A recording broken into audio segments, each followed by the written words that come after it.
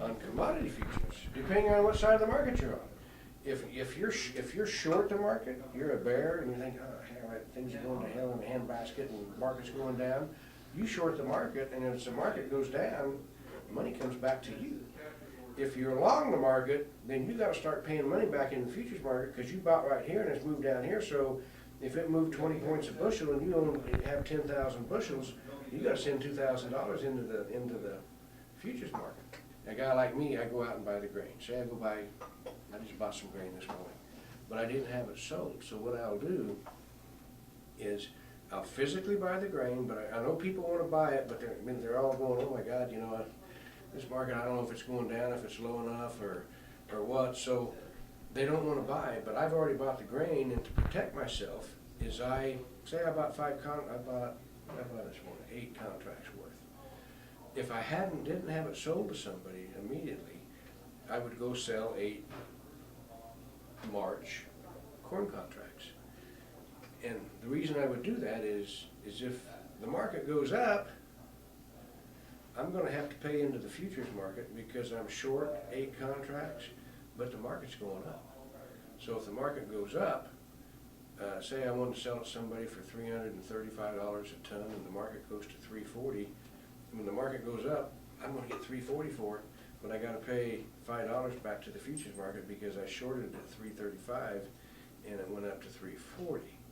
So the reason I shorted is if I bought all this grain and the market tanks, then I can sell my product for less money, but because the market was going down, the futures market, I'm getting money back from the futures market to offset the loss that I'm taking on the grain because I had it bought. So if you get your feeder cattle locked in and you have your grain locked in, and you can also lock, when I say lock, the cattle are already bought. Mm-hmm. The feeder cattle, the little calves that are 275 pounds, we've got them bought. We have our grain bought somewhere in here, and then we have a cattle market that's fluctuating. If we lock our grain in, and there's a lot of times now you can lock your grain in, price your grain with the futures, where you're guaranteed the price, and then you can also sell your cattle over here, sell cattle futures to lock your cattle in, where you can either guarantee a profit or close to a break even. Some people are even willing to take a loss at times.